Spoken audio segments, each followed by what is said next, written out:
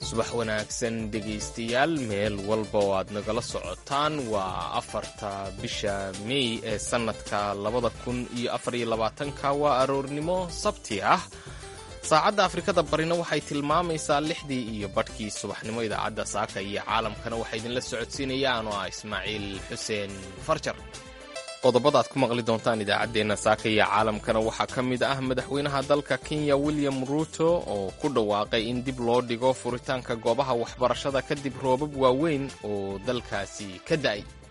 No corner of our country has been spared. Ma jirto meel dalkeena ka mid ah oo dhibaatadan ka badbaadin. xilliyada dugsiyadeena dib loo furiyey kadib fasaxii Abriil oo ayaa loo ballansanaa Isniinta toddobaadkan waxaana lagama maarmaan noqotay in ay kala duwanaato oo dib loo dhigo. waxaan kaloo idiin haynaa warbixin ka hadlaysa loolanka Maraykanka iyo Ruushka ee Afrika iyo weliba warbixin ka hadlaysa xaaladda Soomaalida ku ganacsata magaalada Sheffield ee dalka UK. sidoo kale qaybaha dambe idaacadda waxaad ku dhagaysan doontaan qaybaha dambe idiin soo socdaan marka horese qodob iyo laba ka mid ah warkii dunida ayaa idinku soo maqan.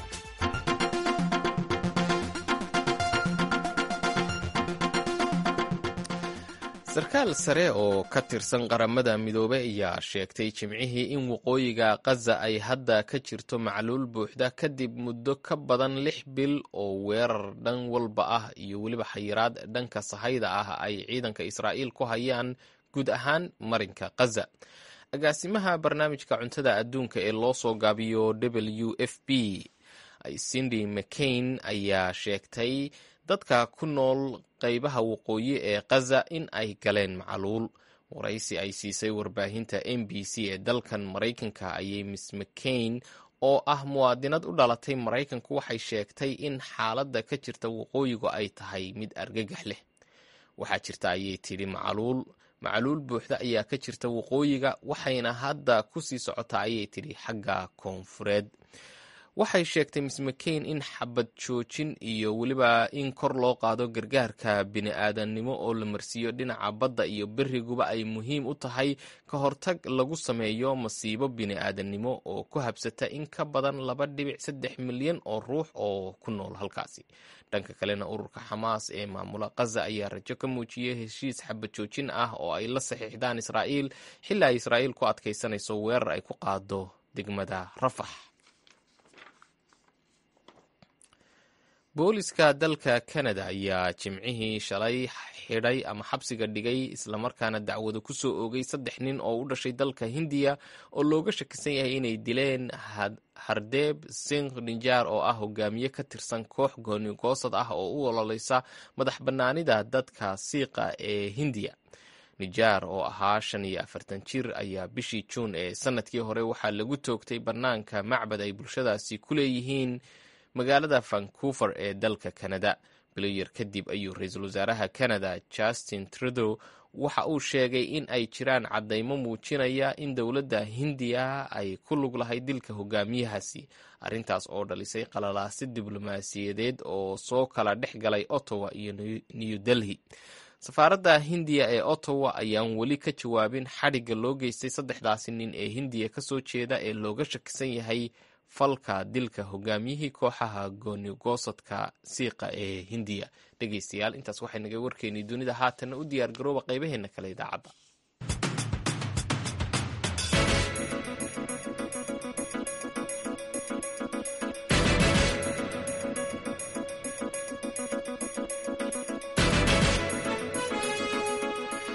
subax wanaagsan dhegaystayaal laanta afka Soomaaliga ee VOA ayaad nagala socotaan. aan ku bilownay dalka Kenya waxaa maalmahan ugu dambeeyeyba saameyn xooggan ku yeeshay roobab waaweyn oo ka da'ayay kuwaas oo khasaare kala duwan geystay. madaxweynaha dalka Kenya William Ruto ayaa ku dhawaaqay in dib loo dhigo xilliga la furayo goobaha waxbarashada isagoo arrintaas ku sababeeyey roobabka xooggan ee ka da'ay Kenya sida ay warbixintan ku eegayso wariyaha VOA Intisaar Saalax Xuseen. madaxweynaha dalka Kenya William Ruto ayaa faray wasaaradda waxbarashada dalka Kenya inay dib u dhigto furista dhammaan iskuulada ku yaala dalka kuwaas oo la qorsheynaya in la furo maalinta Isniinta ee soo socota. madaxweynaha ayaa hadalkani waxa uu sheegay xilli maalintii shalay ahayd uu khudbad u jeedinayay shacabka Kenyaanka. waxa uu xusay in taariikhda dib u furista dugsiyada in dib loo dhigay ilaa iyo amar dambe. arrintaasoo la xiriirta roobabka daadadka wata ee ka daaya guud ahaan dalka Kenya. No corner of our country has been spared. ma jirto meel dalkeena ka mid ah oo dhibaatadan ka badbaadin. xilliyada dugsiyadeena dib loo furiyey kadib fasaxii abriil oo ayaa loo ballansanaa isniinta toddobaadkan, waxaana lagama maarmaan noqotay in ay kala duwanaato oo dib loo dhigo. gaadiidka ayaa caqabad la kulmay sabab badan oo la xiriirta fatahaadda iyo burburka uu gaarsiiyey wadooyinka iyo buundooyinka iyo khatarta webiyada iyo biyo-xireennada ay buuxdhaafiyeen gobollada hoose. madaxweyne William Ruto ayaa tilmaamay in xaaladaha noocan aan la arag xilli dhow, isla markaana ay tahay arrintani taagan khatar sida ay ka digayso waaxda saadaasha hawada. Sadly, we have not seen the last of this perilous period as the situation is expected to maynan arag xilladii ugu dambeeyay xaalad halis noocan oo kala ah, iyadoo oo la filayo in xaaladdu ay sii xumaato. warbixinada saadaasha hawada waxay bixinayaan sawir xun. roobku way jiri doonaan waxay sidoo kale xilliga uu da'ayo bishan oo idin, waxaana suuragal ah in sidoo kale bishan kadib uu roob ka da'o. madaxweynaha dalka Kenya ayaa sheegay in 210 qof ay ku dhinteen ilaa ay hadda fatahaadaha ka dhashay roobabkii ka da'ay guud ahaan dalka Kenya.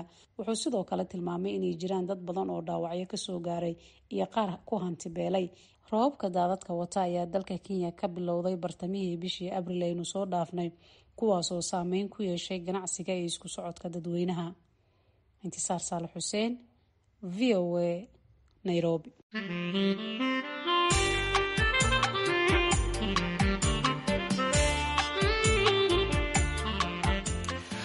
subax wanaagsan dhegeystayaal, laanta afka Soomaaliga ee VOA ayaad nagala socotaan. Britain waxaa in muddo ah ka jiray sicir barar xoogan tan iyo wixii ka dambeeyey xanuunkii COVID-19 iyo weliba dagaalka Ukraine, waxaana sare u kacay qiimaha maciishada, gaasta iyo korontada. haatan waxay u muuqataa in ay ganacsatadu ka soo kabanayaan, inkasta oo ay weli xaaladu aanay deganayn. wariyaha VOA qaaradda Yurub Cabdixaafid Cawil Ismaaciil ayaa booqday magaalada Sheffield oo ku taalla waqooyiga dalkaasi, waxaanu la kulmay qaar ka mid ah ganacsatada iyo qaybaha kala duwan ee bulshada. warbixintan ayaanu inooga soo diray magaaladaasi. magaalada Sheffield waxay ku taallaa waqooyiga dalka Britain, waxaana ka mid tahay magaalooyinka ay jaaliyadda Soomaalidu ugu badan tahay iyo weliba jaaliyadaha kale ee laga tirada badan yahay ee ay Yemantu ku jirto. tobannaankii sane ugu dambeeyey waxaa sidoo kale magaaladaasi ku soo batay dadka ka soo jeeda wadamada Suudaan iyo Etoobiya, iyo sidoo kale dadka ka soo qaxay dagaalada Suuriya, Liibiya iyo Yemen. jaaliyadda Soomaalida ee ku nool Sheffield waagii hore kuma ay haysan ganacsiyo badan, inkasta oo ay sanadihii u dambeeyey isa soo tarayeen. dadka ugu badan ee ganacsiyada ku haysta magaaladaasi waa dad dumar ah oo dukaamo haysta, sidoo kalena waxaa jira rag iyaguna fara ku tiris ah oo ku haysta dukaamo iyo muqaaxyaha wax laga cuno. alkarama oo ka mid ah dukaamadaasi oo isku yaalla isla degmada Spittal Hill amaba xaafadda Spittal Hill oo ku taalla magaalada Sheffield ayaan soo gaaray dukaankan oo inta badan ay ka muuqato alaabada dadka Soomaalida ah laga iibiyo, hadday noqoto roogaga guryaha la dhigto iyo sidoo kale cadarada iyo wixii badanka ay Soomaalidu isticmaali jirtay. mulkiilaha dukaanka ayaan iminka u imi oo sidoo kale dawaarna ku dhex haysata dukaanka. magacaygu waa Caashe Maxamed, waxaan ka mid ahay dadka ka ganacsada Sheffield. waxaan ku haystaa dukaankaasi waa dukaan iibiya agabka dumarka iyo agabka guryaha lagu qurxiyo. guud ahaanba waxaad moodaa ganacsigii amaba se waxaad moodaa inuu hoos u yaro dhacay, taasoo ay ku keentay iyadoo uu ku yimid sixir barar, leyrhkii iyo gaastii iyo maciishadii cirka martay. marka dadku waxaad moodaa iminka inay ka fekerayaan waxay cuni lahaayeen, ay xoogaa ay sidii hore ay u adeegan jireen, in yar aad mooda inuu hoos uga yaro dhacay. waa tahay Caaisha, dhowr dukaan ayaan soo maray. waxaanad moodaa dukaamada ay Soomaalidu ku leedahay hadday noqoto Sheffield iyo guud ahaanba dalkan Britain inay iibiyaan waxyaabaha sida adiguna iminka sheegtay agabka guryaha lagu qurxiyo iyo waxyaaba dadka Soomaalida ah gaar u ah. ma isleedahay waxa habboonaan lahayd inay dadka Soomaalidu ay furtaan ganacsiyo ay ka iibsan karaan ama ka adeegan karaan dadka sida dadka Ingiriiska ah oo kale ee dalkan u dhashay? waa horta waxa weeyaan waa arrin wacan weeyaan. guud ahaanba dukaamada Soomaalidu markaad eegto waxyaabaha iibiyeen way isu dhow yihiin. Marka way fiicnaan lahayd in maxay toole dukaamo kale oo wax ka duwan iibiya la furo. fagaaraha ka soo jeeda dukaamada Soomaalida iyo muqaaxiyaha ay Soomaalidu leedahay ayaa waxaan kula kulmay dhowr dhalinyaro ah oo goobahaasi ka adeeganayay, waxaana iga warameen heerka uu sixirku bararku maraya iyo weliba maciishada kacday. waxa ay ku bilaabayaan magacyadooda. bismillaahi raxmaan raxiim. ninka halkan ka hadlaya waa odayaashii magaalada, waa xildhibaan cabdi caga cadde. in badanna magaalada Sheffield deganaa. wax badan baa isbedelay xilligii aanu joognay dee iyo iminka waxyaaba badan baa isbedelay. maciishadu maanta cirkaasay maraysaa, waxba la goyn kari maayo. waa tahay cabdiyow, dad badan waxa ay ka cabanayaan oo aan maanta kula kulmay magaaladan Sheffield in cuntada ay Soomaalidu u badan tahay iibsato, hadday noqoto daqiiqdii iyo hadday noqoto saliiddii iyo hilibkii iyo digaagiiba, iyaga laftooda oo qiimahoodii aad u kacay. runtii haayo iminka wax walba way kaceen oo waxaad moodaa sidii dee Yurub ahaan jirtay ama UK, waxaad moodaa wax walba waa kaceen. isbedel weyn baa ku yimi. aniga waxaa la yidhaahdaa cabdi maxamed xasan, waxaan ku nool ka mid ahay odayaasha ku nool South Yorkshire magaalada Sheffield. 13 sano meelaha imika waa joogaa. dhibaatooyinkan sixir bararku waxay ka soo bilaabmeen markii ugu horeysay ee Ingiriisku ka baxay Yurub. waxbaa yar kordhay oo la dareemay markii dambe ee coronavirusku dhacay ee adduunyadu iswada taagtay lafteeda, waxbaa yar kordhay. marka saddexaad ee dagaalkan Ukraine ka dhacay ee Ruushku ku soo duulay waddanka Ukraine, markaa lafteedana waxbaa sii kacay. saddexdaa arrimood ee isdaba yaalla markii ay wada raaceen ayaa waddankan waxa ka dhacay sixir barar. waa hagaag dhegaystayaal, iminka waxa aan soo galay dukaan magaciisa la yidhaahdo Ilays. waxa uu ka mid yahay dukaamada ay Soomaalidu ku leedahay magaalada Sheffield. mulkiilaha dukaanka ayaan iminka aan doonaya inaan wax weydiiyo. aad iyo aad ayaad u mahadsan tahay. bal adiga oo mulkiila magacaaga ku bilaabaya, in muddo ah wax laga cabanayay sixir barar iyo maciishadii oo qaali garowday, ka dukaan ahaan sanadkan oo kale iminka bilowday ee dhowrka bilood ay ka tageen, dadkii iyo macaamiishii ma soo noqonayaan oo wax ma iibsanayaan? xaalku waa sidee? sidaad dee og tihiin, magacayga waxa la yidhaha Siciid Axmed Jaamac. waxaan haystaa mulkiilaha dukaankan baan ahay. dabcan dee sidaa og tihiin maciishadu kor bay u kacday, mar walbana kor bay u socotaa. dadku sidii ay markii hore wax u gadan jireen dee dabcan hadda waxuma gataan, laakiin weli customarku waa nala soo xidhiidha, waxna waa naga iibsadaan. laakiin dee dabcan dhaqaalaha oo hoos u dhacay iyo muxuu ahaayey haynta oo dee aan iska xadidan la ajligeed sidii hore waxuma gataan. dhammaanba dadkii aan kula kulmay magaalada Sheffield waxa ay ka sinaayeen in qiimaha maciishada, gaar ahaana waxyaabaha ay dadka muslimiinta ahi cunaan sida hilibka, digaaga iyo wax la midka ah iyo weliba saliidda, burka, ay qiimahoodu weli halkii ay taagan yihiin oo aanu sixir bararkii soo dhicin.